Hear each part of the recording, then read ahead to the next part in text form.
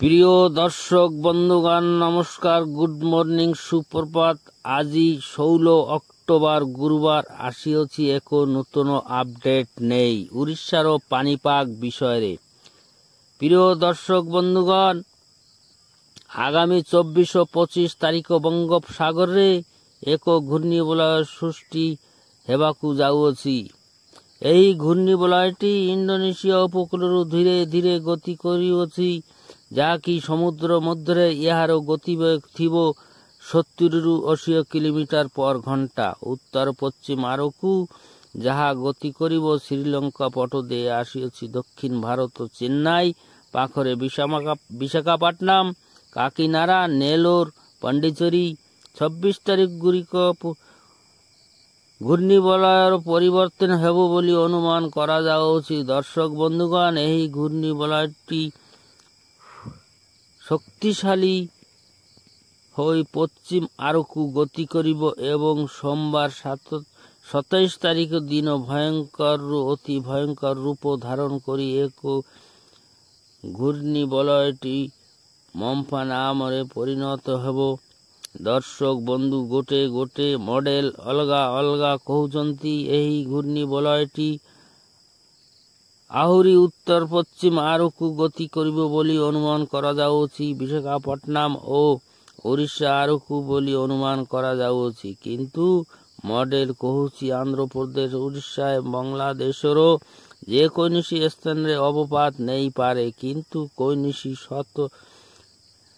ସଠିକ କହିହେବ ନାହିଁ। କିନ୍ତୁ ଦର୍ଶକ ବନ୍ଧୁଗଣ, ଜାଣି ରଖନ୍ତୁ, ରାଜ୍ୟରୁ ମୌସୁମୀ ବାୟୁ ସମ୍ପୂର୍ଣ୍ଣ ଭାବରେ ବିଦାୟ ନେଇ ସାରିଅଛି। ସବୁ ଜିଲ୍ଲାରୁ ମୌସୁମୀ ଫେରସ୍ତ ହୋଇସାରିଛି, କିନ୍ତୁ ଓଡ଼ିଶାର ଗୋଟିଏ ଜିଲ୍ଲା, ଯାହାକି ସେହି ଜିଲ୍ଲାଟି ହେଲା ମାଲକାନଗିରିରେ ସ୍ଥାନରେ ହାଲୁକାରୁ ମଧ୍ୟମ ଧରଣର ବର୍ଷା ହେବ ଏବଂ ଝଟକା ପବନ ମଧ୍ୟ ରହିବ। ପବନର ବେଗ ରହିବ 30ରୁ 40 କିଲୋମିଟର ପର ଘଣ୍ଟା ଏବଂ ବର୍ଷାର ପରିମାଣ ରହିପାରେ 7 ସେଣ୍ଟିମିଟରରୁ 11 ସେଣ୍ଟିମିଟର ମଧ୍ୟରେ ବୋଲି ଅନୁମାନ କରାଯାଉଅଛି। ଜିଲ୍ଲାରେ ପାଗ ଶୁଖିଲା ରହିବ ବୋଲି ଅନୁମାନ କରୁଅଛି।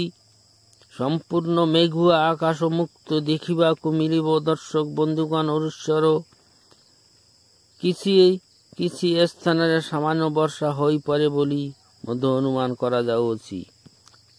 ଦର୍ଶକ ବନ୍ଧୁଗଣ, ଉତ୍ତର ପଶ୍ଚିମରୁ ଆସୁଥିବା ସୂକ୍ଷ୍ମ ଜଳୀୟ ବାୟୁ ପ୍ରବଳ ଶୀତ ଏବଂ କୁହୁଡ଼ି ଦେଖିବାକୁ ମିଳିବ।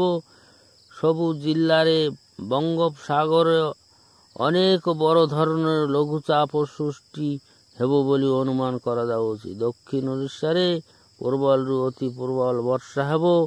20 ଏବଂ 21 ତାରିଖ ମଧ୍ୟରେ ପ୍ରବଳ ବର୍ଷା ପବନ ବହିବ।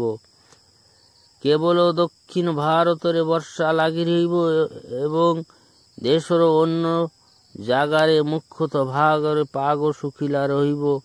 ଆଜିକାର ପାଣିପାଗ ଖବର ଅନୁସାରେ ଆଗାମୀ 15 ନଭେମ୍ବର ମଧ୍ୟରେ ପ୍ରବଳ ଶୀତ ଅନୁଭବ ହେବ ବୋଲି ଅନୁମାନ କରାଯାଉଅଛି। ଦର୍ଶକ ବନ୍ଧୁଗଣ, ଉତ୍ତର ପଶ୍ଚିମ ବାୟୁ ବହୁଅଛି, ଯାହା ଫଳରେ ଶୀତ ହେବ ଏବଂ 12ରୁ ଘଣ୍ଟେ ମଧ୍ୟରେ ଗରମ ଅନୁଭବ ହେବ ବା ହେଉଅଛି ସାରା ଦେଶରେ ଏବଂ ରାତିରେ ତାପମାତ୍ରା ଗୋଟେ ଝଟକାରେ 4 ଡିଗ୍ରୀ କମିବ ବୋଲି ଅନୁମାନ କରାଯାଉଅଛି।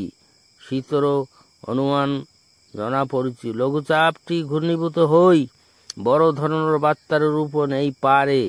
ଯେତେଦୂର ସମ୍ଭବ ଘୂର୍ଣ୍ଣିବଳୟଟି ଆନ୍ଧ୍ରପ୍ରଦେଶର ଲ୍ୟାଣ୍ଡଫଲ୍ କରିବ ବୋଲି ଅନୁମାନ କରାଯାଉଅଛି। ଓଡ଼ିଶାରେ ପ୍ରବଳରୁ ଅତି ପ୍ରବଳ ବର୍ଷା ଲାଗି ରହିବ। ଦେଶରୁ ସବୁ ରାଜ୍ୟରୁ ଫେରୁଅଛି ମୌସୁମୀ ଆଗୁଆ ଆସିବ। ହାଡ଼ଭଙ୍ଗା ଶୀତ ବୋଲି ଅନୁମାନ କରାଯାଉଛି।